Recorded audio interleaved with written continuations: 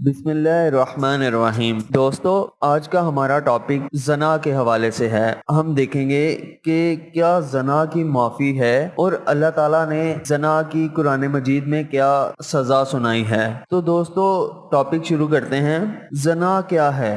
اگر مرد ایک ایسی عورت سے صحبت یا ہم بستری کرے جو اس کی بیوی نہیں ہے تو یہ زنا کہلاتا ہے۔ ضروری نہیں کہ ساتھ سونے کو ہی زنا کہتے ہیں، بلکہ چھونا بھی ایک زنا کا حصہ ہے، اور کچھ پرائی عورتوں کو دیکھنا آنکھوں کا زنا کہلاتا ہے۔ دوستو، زنا کو اسلام میں ایک بہت بڑا گناہ مانا گیا ہے، اور اسلام نے ایسا کرنے والوں کی سزا دنیا میں ہی رکھی ہے، اور مرنے کے بعد اللہ اس کو سخت عذاب دے گا۔ زنا کے بارے میں کچھ حدیث اور قرآن کی آیات دیکھتے ہیں۔ حضرت محمد صلی اللہ علیہ وآلہ وسلم نے فرمایا، مومن مسلم تو کوئی زنا کر ہی نہیں سکتا۔ اللہ تعالیٰ نے پھر قرآن مجید میں فرمایا، اور دیکھو زنا کے قریب بھی نہ جاؤ، وہ بے حیائی اور برائی کی راہ ہے۔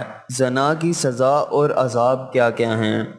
اگر زنا کرنے والے شادی شدہ ہوں تو کھلے میدان میں پتھر مار مار کر مار ڈالے جائیں گے، اور اگر کنوارے ہوں تو 100 کوڑے مارے جائیں گے۔ دوستو، آج کل دیکھنے میں آیا ہے کہ اس گناہ میں بہت سے لوگ شامل ہیں، خاص کر اس بازار میں شامل ہیں جہاں عورتیں اور مرد جاتے ہیں۔ کس کا ہاتھ کس کو لگ رہا ہے، کہاں لگ رہا ہے، کچھ معلوم نہیں ہوتا، چاہے لڑکا ہو یا لڑکی، اور پھر اس گناہ کو کرنے کے بعد اپنے دوستوں کو بڑی شان سے سناتے ہیں، بلکہ ان کو ایسا کرنے پر رائے دیتے ہیں۔ دوستو، اگر کوئی کنوارا لڑکا یا لڑکی کوئی غلط کام کرتا ہے تو اس کا گناہ اس کے ماں باپ کو بھی ملتا ہے، کیونکہ انہوں نے ان کی جلد شادی نہیں کی، جس کی وجہ سے وہ غلط کام کرنے پر مجبور ہو گئے۔ اور ایک جگہ اللہ تعالیٰ نے قرآن مجید میں فرمایا کہ پاک دامن لڑکیاں پاک دامن لڑکوں کے لیے ہیں۔ اس کا مطلب یہ ہے کہ اگر آپ اچھے ہیں تو اللہ آپ کو بھی اچھی بیوی، اور خراب ہیں تو سمجھ لیجئے۔ دوستو، جو بھی غلط کام کرتے ہیں ان کی قیمت ان کے بچوں، ماں یا بہن کو اس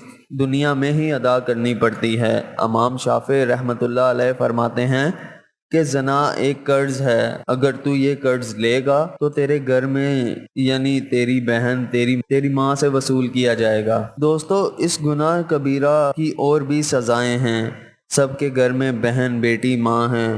اگر آپ دوسروں کی طرف طاق جھانک کرو گے تو آپ کا گھر بھی محفوظ نہیں رہے گا۔ اللہ ہم سب کو اس برے گناہ سے بچنے کی توفیق عطا فرمائے، آمین ثم آمین۔ دوستو، آج آپ یہ پوسٹ اگر کسی ایک کو بھی شیئر کر دیں تو آپ سوچ بھی نہیں سکتے کتنے لوگ اللہ تعالیٰ سے توبہ کر لیں گے۔ جزاک اللہ ناظرین۔